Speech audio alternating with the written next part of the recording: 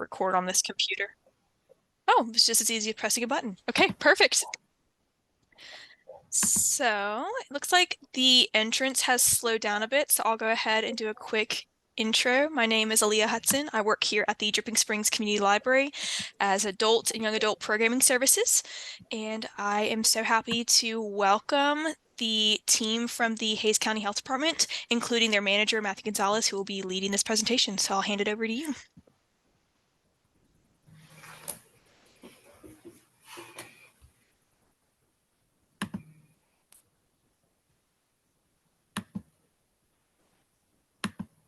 Matthew, it looks like you're muted. There we go. Sorry about that. So thank you, Leah, for introducing me. I just wanted to take a moment to acknowledge and thank our community outreach specialist, Austin Byer and Emily McCabe, who helped Leah put this project together and also put the presentation together. So I just want to give them a moment to introduce themselves. Hello, I'm sorry you can't see me, I'm working on that. I am Austin Byer, and I am a community outreach specialist with the Hays County Health Department. I'm working with Aaliyah to get this all planned, so I'm very excited to see it happen. Thank you.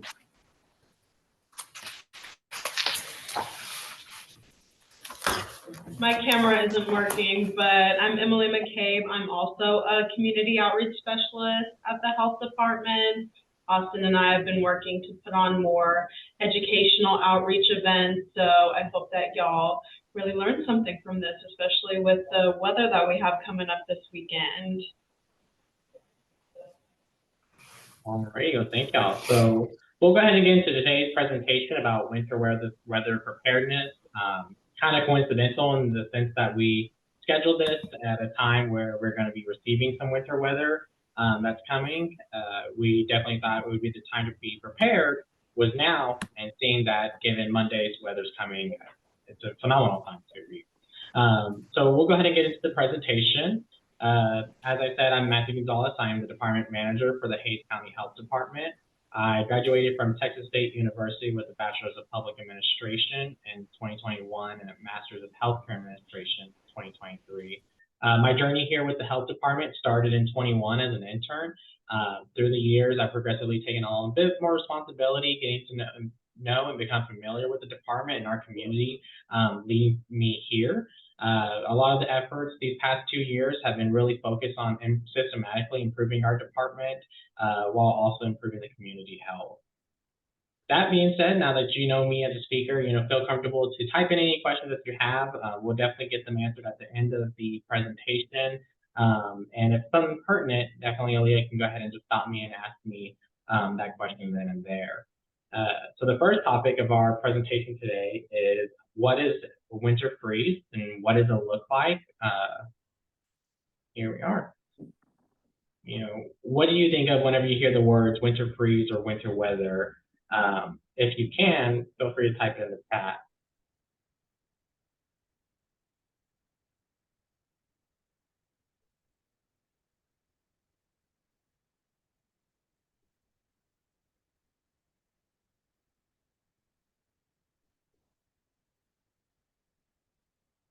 Austin says cold. A little fun fact about our team here, Austin's from Iowa, and they're facing a lot of very extreme winter weather right now. 2021, that's a thing that Emily thinks of. We see a bit, other things. We can think of white with the snow, or we can think of slick roads. There's a variety of things. Yeah, icy roads, big time. Yes. And so, winter freeze and winter weather can kind of take a lot of different looks and the way that it can come about. So if we go to this next slide here, for us in Texas, we often think about 2021 when it was kind of our worst freeze that we've had. There's fallen trees in Austin. Some of the houses were prevented access or, had no electricity to them or gas, water, a variety of things. And we saw a lot of utility crews out in San Marcos.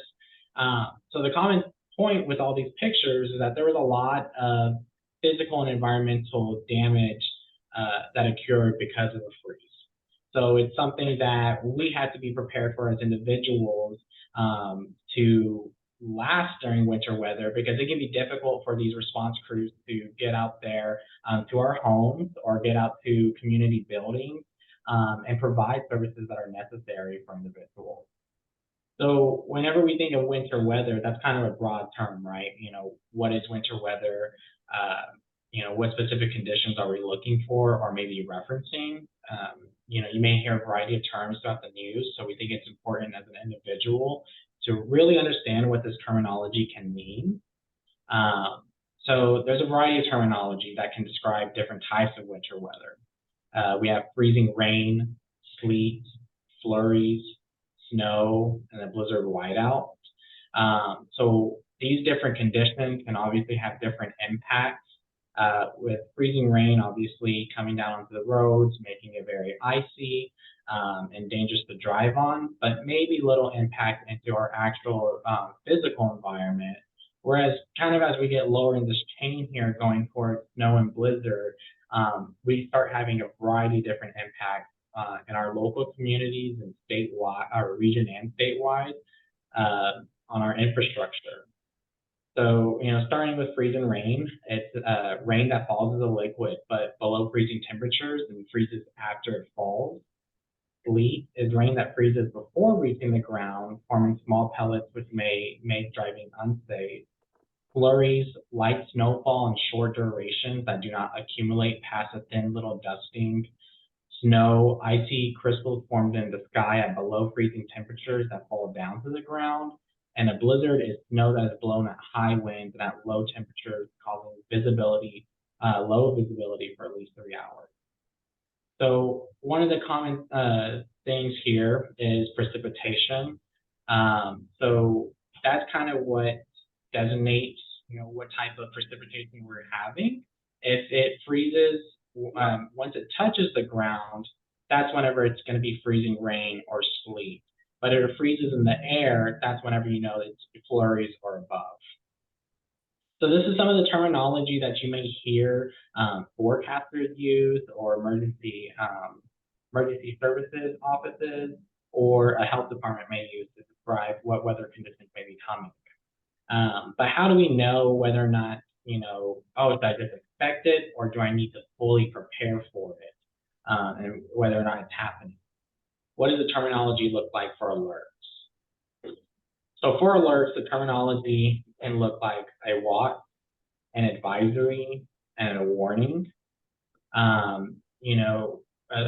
The other terms that you may hear along with the terminology of the precipitations is things like nor'eastern, where the winds are coming down from the north and moving north to eastern up the east coast.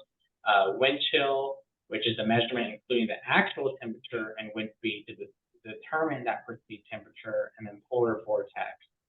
These are just other terminologies that you may hear accommodating the weather conditions and the alerts. But as far as the alerts go, this is sometimes something that can be confusing for individuals whenever they hear about weather conditions. The easiest way that I've always been able to remember it, and it's a little silly, is thinking about the taco example. A watch, you have all the taco ingredients in front of you, everything to make the taco, but it's not there yet, right? An advisory means maybe some of the taco components are getting put together, maybe the shell with the meat, but it's leaving out like the lettuce, cheese, and tomato, right? A warning is that taco has been fully put together and it is now ready to be eaten. Or in this instance, winter weather, it means we are fully experiencing some snow or some type of blizzard. And again, this is alert terminology. So these can be applicable to various other things, whether it be thunderstorms or tornadoes or any other type of weather. So it's really important to become familiar with these alert terminologies as you listen to the radio. So now that we understand, what type of weather conditions we may be expecting and the terminology that goes along with it, we really want to talk about the importance of being prepared and using this knowledge beforehand. So in 2021, unfortunately, Texas was impacted by a large freeze. And this brought brought a lot of extreme cases that Texas has never seen before and led to the unfortunate death of almost 250 people from a variety of conditions. Half of those individuals were people 60 years and older.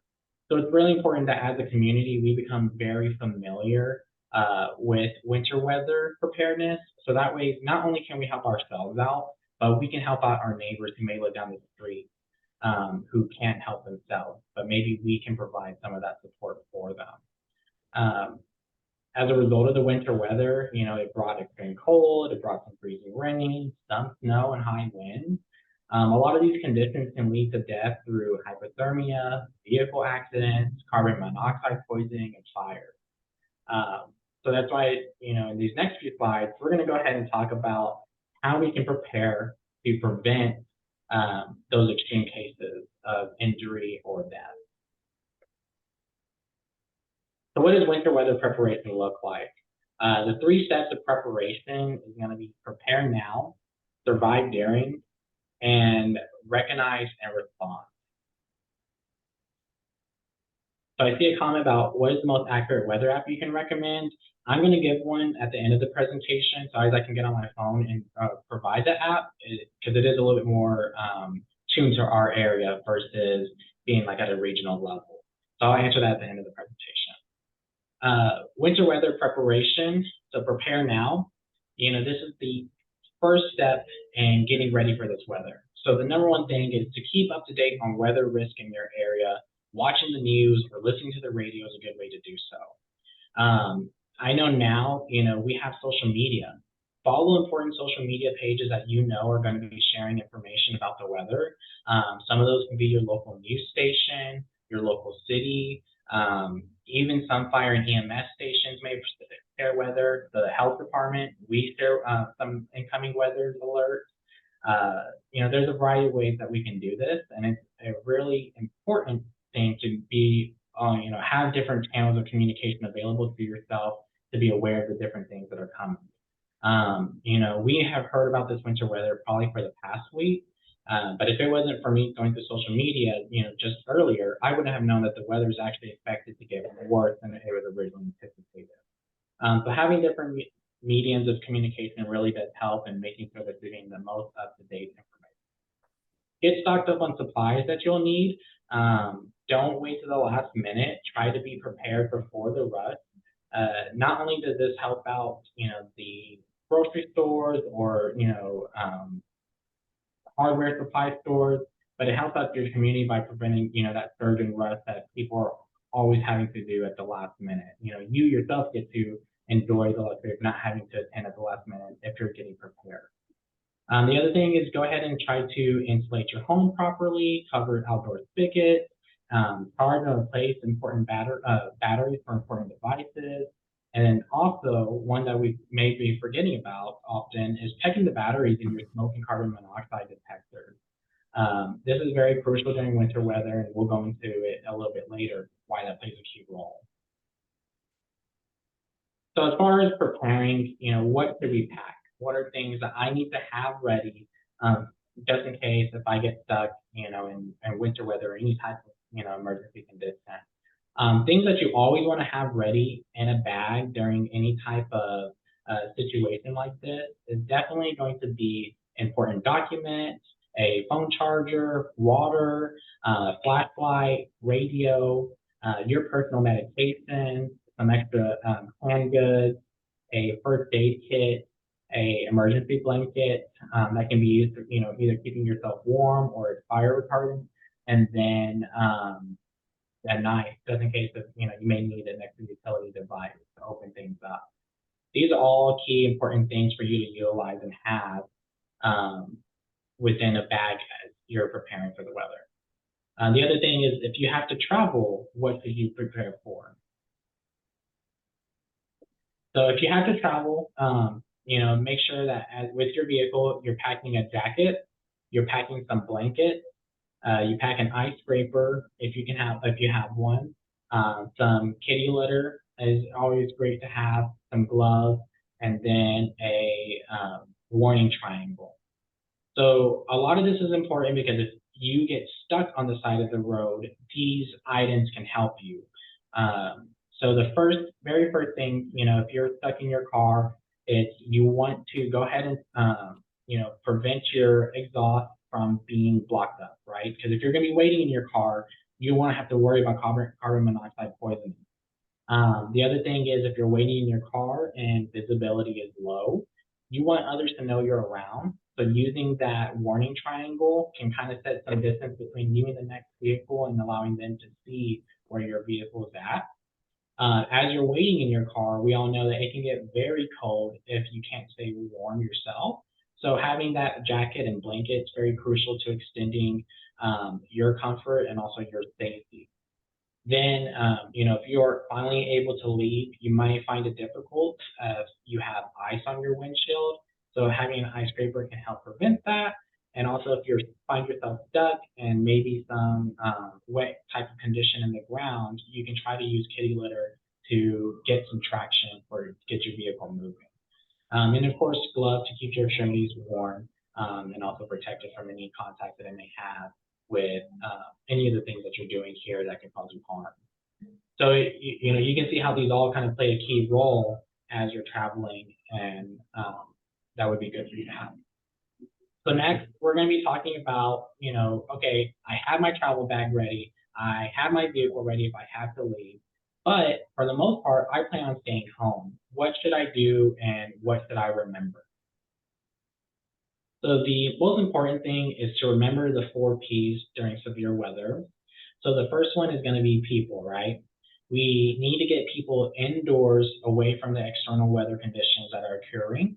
And we need to be inside in this instance. When it's just winter weather, we're not expecting any tornadoes or anything. We can try to stay inside, within the sheltered rooms that may be available. And the other thing is, check on your neighbors, making sure that their heaters are working or that their house is suitable for these winter conditions. If not, try to invite them in if you feel comfortable. As we noted earlier, over half the lives that were lost during 2021 were those over 60. And I know that, in some way, if their neighbors could have helped, a simple thing would have been asking, could they have stayed? So I think this is really important to do and remember about. The next thing is going to be pets. Don't leave your pets outside. And I know none of us, would voluntarily choose to do so. So, try to bring them indoors. Do not let wild animals inside during the cold. As we know, wild animals can contain a variety of diseases, so you don't know what you'll be bringing into your house. If you have see a wild animal and you've obliged to care for it, try to set shelters on your property for wild dogs or cats, but just don't bring them inside. Try to create a warm area for them, whether it's through straps of clothes or towels, blankets, whatever it may be. Again, just try to keep them outside so that way you're not bringing a threat inside your house. The next thing is plants. Always try to bring your plants inside so they're not exposed to different environments that may be occurring to make sure that they live. And the last thing is property. You want to make sure that your house has the right conditions to last through whatever weather conditions are happening. So for a freeze, you want to cover your outdoor water spigots. You want to keep them insulated. You want to go ahead and seal your windows as best as you can. The other thing is you want to make sure there's no branches that are around your house that may gain weight as ice layers up and eventually snap and fall onto your property, right? So you just want to make sure that you're checking over all these little things to prevent anything from happening, causing you having to go outside during this time.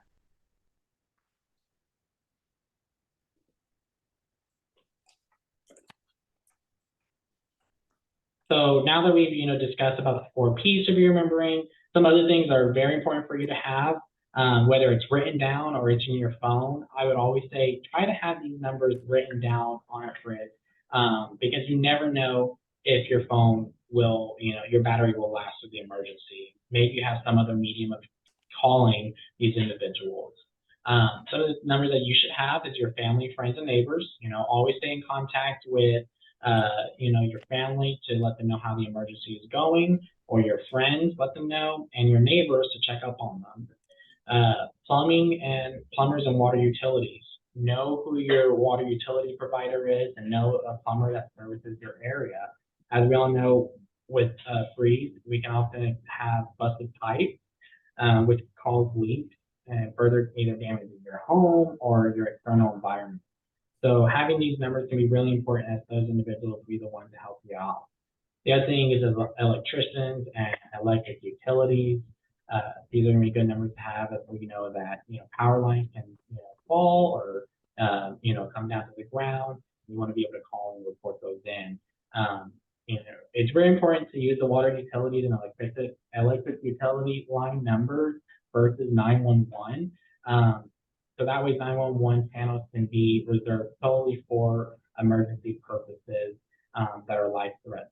And that way first responders can get out there. So, just try to get these written down somewhere. Make sure your kids know about them, or make sure that your roommates know about them, because maybe you're prepared, but maybe they're not. Have a sit down before the winter weather comes and make sure everyone's on the same page. So if an emergency does happen, everybody knows what the plan is. So these are all great steps for you to prepare. But how do you survive in the freeze, right? What are things that you should be doing during the winter weather that can help you, write it out maybe with a little bit more. So to survive during the winter weather, try to not be on the road, stay at home possible. Roads can be dangerous, and if you get stuck, you have to ask others to risk their lives to help you. Stay inside if possible, as cold weather can also cause hypothermia and frostbite, while ice can cause you to slip and fall. So here's some physical damages that can be cured to your personal body. And then avoid carbon monoxide poisoning by only using grills and generators outside and away from windows. And if you use a fireplace, make sure the chimney's clear. These are some simple things that people kind of forget to think about as they're trying to ride out the bad weather. They're very small things, but these small things can have impacts. So what this looks like, again, here is the smoke detector above the oven. One of the things that we want to point out is if you have a gas oven, make sure that you turn your gas off whenever your oven is not in use. Try not to utilize your gas stove as a heating device, as again, there's the threat of the carbon monoxide poisoning. Pointing to the windows over here, so that way, you can remember to try to keep them sealed. And also, some houses may have radiators in them. If you have a radiator, the most important thing to remember is to try to keep flammable devices, flammable material away from the radiator, so that way you're not causing a hazard within your house. Another familiar setting is our living room. One thing to do is try to keep yourself wrapped in blankets, stay warm. Sometimes our body can't produce enough heat, and this can help, help us keep insulated. The other thing is, again, if you have a fireplace, perfectly fine to use, but just make sure that your chimney is properly cleaned and well ventilated to accommodate the fire that's happening. You can see above the fire is going to be a carbon monoxide detector. Again, change those batteries, make sure that you have them replaced, so that way the levels get too high, your alert goes off, and try to get the situation fixed. The other thing is, keeping the TV on, trying to find, your local news station to be up to date about everything that's happening. And then, of course, do not use an electric generator inside or a gas generator inside your house, as your gas generator is going to be producing fumes like carbon monoxide that are going to be poisonous to your body. So these are just simple little things that you can focus on inside your house while the weather is writing out that some people forget to think about. So what do you do, to recognize and respond to this weather? You're writing it out. Unfortunately, you did the best that you could to prepare, but you've been exposed to some of the extreme weather conditions a lot longer than you expected. Some of the things that you should be able to recognize during winter weather are things like frostbite or hypothermia, because it's essential that you make a quick response to these two items. So frostbite is an injury caused by the freezing of the skin and underlying tissue. In the early stages, it can also be called frost snip, which it has no permanent damage. Frostbite can often include symptoms such as numbness, inflammation, and discoloration of the skin. So it's very important to recognize for yourself or loved ones that, that way it doesn't get further and you can call 911 if necessary. Hypothermia occurs when the body loses heat faster than it can produce it, causing the body's internal temperature to drop below 95 degrees Fahrenheit. Symptoms can include shivering, shallow breathing, drowsiness, confusion, and a loss of consciousness. Again, this is something that you want to treat as soon as possible. So now that you know how to recognize these symptoms, what and how can you respond to them? So for frostbite, you can move the individual out of the cold into a warm, dry environment. You can gently re-warm affected areas with warm water or towels. And if you're outside, you can tuck your hands in your armpits or cover your face from the cold. For severe cases, again, medical attention may be required. So if you notice these symptoms and none of this is working, feel free to call 911 as that is a medical emergency. Hypothermia, so move the individual out of the cold into a warm, dry environment. Cover them with blankets and monitor their breathing. Avoid applying direct heat as it can damage the skin. And for severe cases, again, take the individual to seek medical assistance when you're capable of doing so. So, we took you through the steps of prepare, survive, recognize, and respond, while also talking about some things that you can do before the freeze.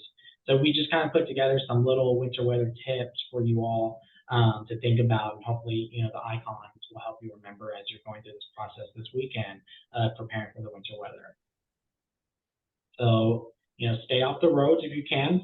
Try getting everything, by Saturday. So that way you do not have to leave your house. You can stay indoors. As the winter weather comes in, monitor yourself and others for hypothermia and frostbite, especially if you're exposed outdoors to the weather. Only use generators outside or any other gas device besides your gas stove, but just don't leave your oven on. Prepare for outages. Again, have your phones charged, have flashlight batteries replaced or charged. You never know how the weather is going to be for it. And then stay indoors and dress warm. So these are all the different, weather tips that really we could think of as the important ones, besides the 4 Ps that we asked y'all to remember: people, pets, plants, and property. So to go ahead and wrap that up, we are going to ask any questions.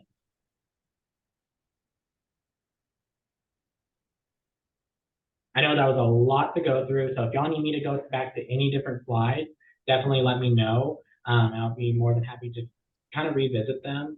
I know the first question that we have I do want to answer is the weather app.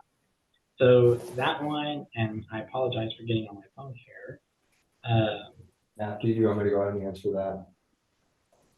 So the reason why I'm going to be answering this one, Austin, is because it's actually like one from meteorologists that they suggest using for our area. It's CBS Austin WX. So I know it's on iPhones, but I don't know about other devices like Androids. It's on Samsung. I just looked it up on mine and it's there. I mean, it has the same name, whether or not it's the correct, but and, yeah, that looks right. It's going to say Storm Tracker, but it's going to provide you a lot of information about the weather. And then, of course, like Austin and Emily has put in the chat, the Weather Channel app is a good one, and AccuWeather. And then I also saw that Heather had a question. She said that they had a shower head. They have a shower head on an exterior wall. It froze last year, but there wasn't any damage. Any tips for a pipe on an uninsulated exterior wall like that? Unfortunately, Heather, I'm not quite the expert on that one. I would definitely say, just trying to keep it wrapped and insulated. The things that I use for our pipes that are outdoors was the insulation tubes, the gray ones, and then I try to wrap them around with blankets, and then just holding some duct tape around it to keep it all kind of compact, to keep that heat against the wall as best as possible.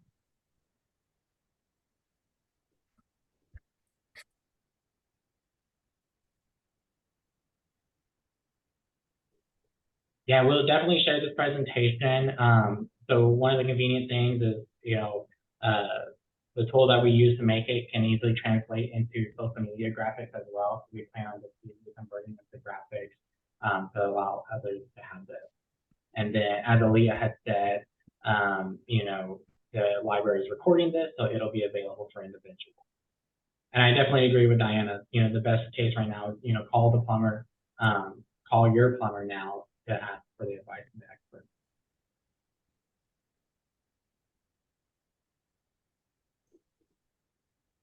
Okay, any other questions? Matthew, can you type the name of the app that you were talking about in the chat? Yes.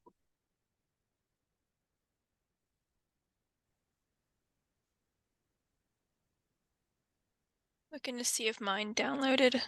It was Austin. Let's see, well, let me get in it. That's what the front looks like, just in case anybody has Samsung.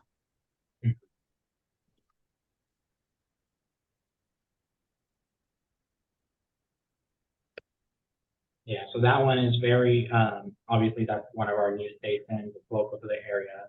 A lot of people have found it more accurate than some of the regional weather panels or weather apps. Okay.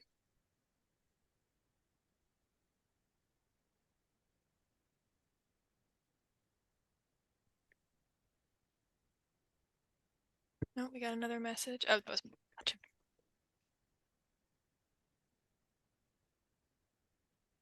Yeah, thank y'all for attending. I really appreciate, y'all taking the time out of your day to, be here, listen, and get prepared.